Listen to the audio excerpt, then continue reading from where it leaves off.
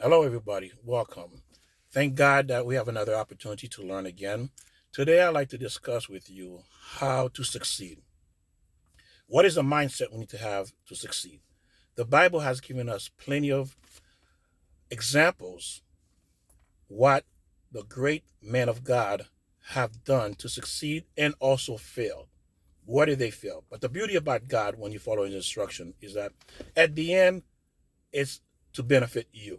Now, let's look at some of these people. For example, King Solomon. God told him he's allowed to have 18 wives and no more. And what did he do? Well, in his mind, he says, you know what? Let me marry all the princess and I can bring a unity to the world. But because of that, it caused his downfall. Why did it cause his downfall? Because he thought he knew more than God. God's plans will always work as long as you follow the plan. And you've been taught to have faith and to have patience. Faith and patience. But I tell you something different. Don't have patience. Patience does not work.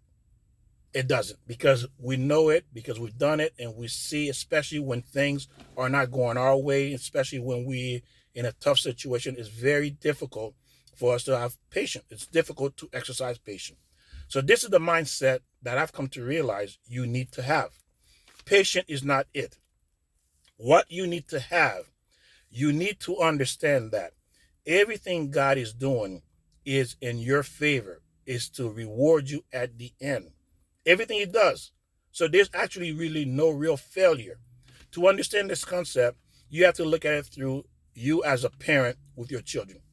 Think about it for a minute. Now, let's say you have a child who's not doing what you ask him to do, right? So you're constantly on top of them, you're constantly disciplining, but he's not listening because he wants to do A and you have a plan B. Pretty much every parents have a plan for their children, right? Think about it. You want them to graduate high school, you want them to go to college, you would like them to get married. That's pretty much the plan, right? So you have a plan. What happens when your child decide, I don't like this plan. I'm going to execute my own plan. And we usually what happens?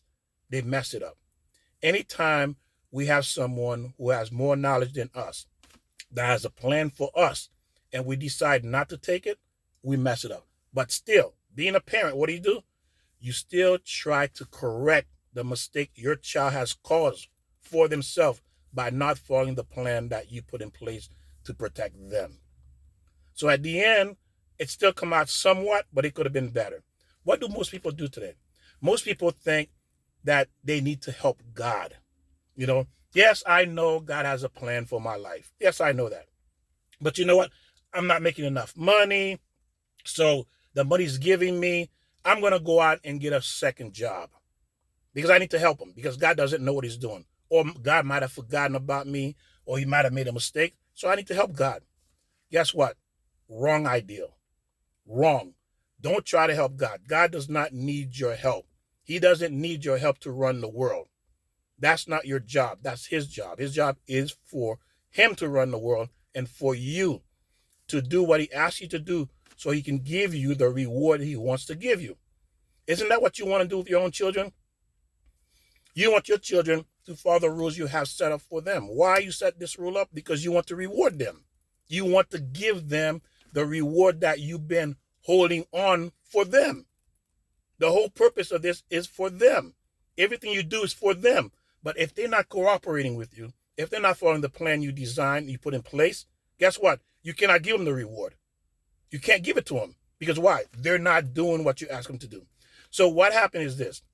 If you look at King David, King Solomon, um, um, Abraham, you look at all these great men, Moses, all of them had one thing in common. One thing in common. At one point, they all deviated from God's plan. Just a little bit. But look at that little bit of deviation caused tremendous damage. But at the end, they still came out on top. Meaning this, everything God does is for our own good. That's his purpose. That's what he wants. He wants good for all mankind. Everything he does. And when we don't get that good, it's because we're not following the plan he has in place. The same way your child doesn't follow the plan you have in place for him at your household. because you have a plan. So, but the beauty of this is that it's always going to work out at the end what is best for you. God is always making calculations because you messing up the plan. So he has to readjust, constantly recalculating, like your think about your navigation system. You get off the wrong exit. You know you want to go from point A from point B, and it's laid out for you perfectly, a straight line. But you decide to take a detour. What is that navigation going to do? It's going to reroute you, right? What happened? It caused you additional delay, additional stress. It could be more traffic because you decide to get off the path that was set for you. It created a little bit more frustration. You may have to go, maybe you miss your exit and you have to go 2 or 3 miles down more to come back around. Look at the aggravation you caused yourself simply because you didn't want to follow the navigation system. And this is what we do. We don't follow God's navigation system.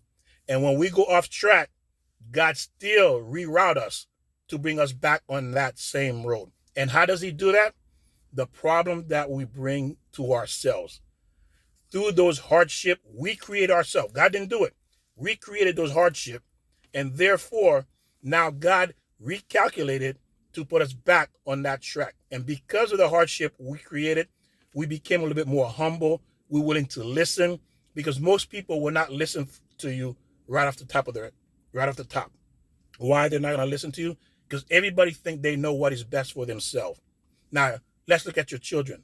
Let's look at you when you're a child. At one point, you thought you knew what was best for you, right? You thought you knew more than your parents. Now, how many of us can say we can look back now as parents ourselves, say, well, you know what? My parents was right. I was wrong. And the mistake we have made cost us tremendously. Some people are still recovering. Some people cannot recover from those mistakes by not listening to their parents. So what I'm saying is this. You're going to succeed. You're going to succeed. If you see things are not working out for you, it's because you went off the road. You took a detour. You didn't stay on the path that God has created for you. You were not following the GPS. And anytime you get off the road, you're going to suffer because again, there could be pots and holes, potholes in the street. There could be construction working going on. There could be an accident, and that causes additional aggravation because why? You want to get to your destination. Now you stuck 2-3 miles in traffic trying to make it to your destination. Did you have to put yourself through that? No. Why did you go through it? Because you decide not to follow the GPS. God is a GPS. He wants to get us to that destination without any problems. That's his goal. That's his purpose for our life. He wants us to have a smooth ride. But it's us who makes the ride difficult because we think we need to help God. He doesn't know what he's doing. He may have forgotten about us, or he just maybe don't care. But that's not the case because God is always in the background, setting things up, recalculating, readjusting things to fit you. That's what he's doing. He's constantly recalculating things to make it work out for you. And you need to understand that everything he does is because he wants to reward you. Just like a parent. Everything that parent do is for their child. Everything they do. They want to leave their bank account, inheritance. They want to leave the house, the car, hoping that their children will benefit from the wealth they're leaving behind for them. A lot of time parents want to reward the children right off the bat. You reach 18, I'm wealthy, I want to give you your inheritance, I want to give it to you. But sometimes because you're not mature enough, because I know you cannot handle it because you haven't been doing what I asked you to do, I'm not going to give it to you. So the mindset is not about that I'm going to be patient and wait for God. Because again, patience does not work because life's going to throw a lot of stuff at us. A lot of stuff gets thrown at us. And then we run out of patience. Do we really have patience today? Most people don't have patience. We want instant gratification. We don't want to wait. We want it yesterday. So if you want something yesterday, can you imagine what it would take for you to wait for God to recalculate and readjust everything to work out for your benefit? So your mindset is to keep this in mind. It's going to work out the best possible way, even though you messed it up. But it's still going to work out for you because this is what he's doing. He's preparing, setting things up for you. There's a part in the Bible that I like where um, Isaac and Jacob. They haven't seen each other in over 20 years, and he thought his son was dead. And then when he finally was reunited with his son, he says, wow. He didn't say, I love you, I'm happy. No, the first thing he says, wow. The whole time I was miserable, thinking my son was dead.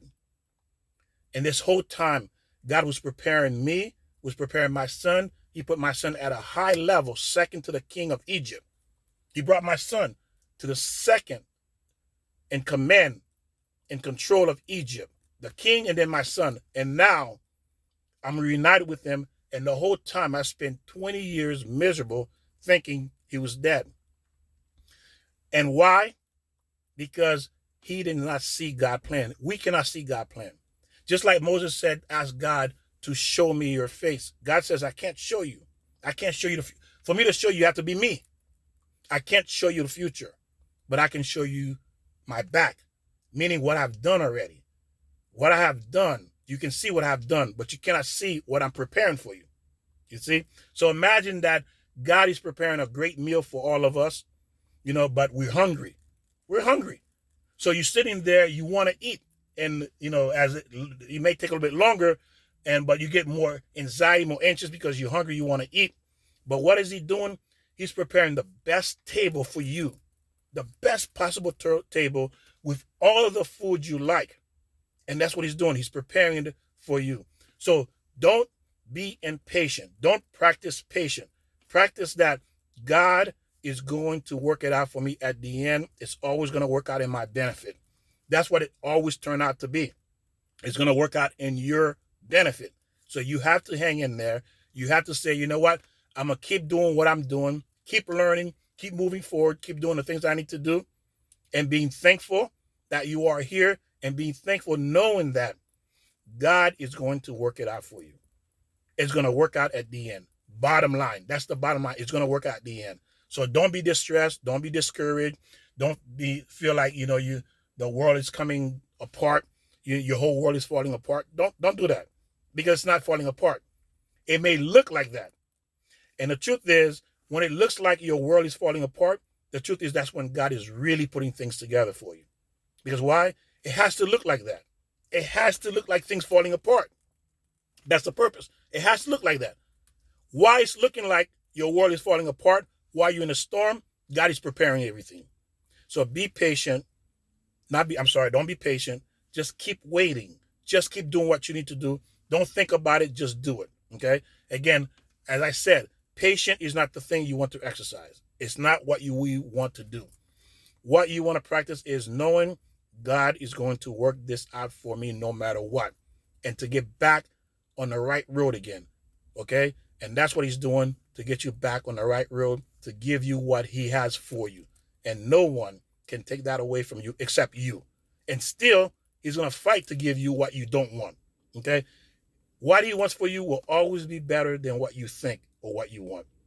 I thank you for sharing with me. God bless you, and I'll see you next time, and have a wonderful day. Bye-bye.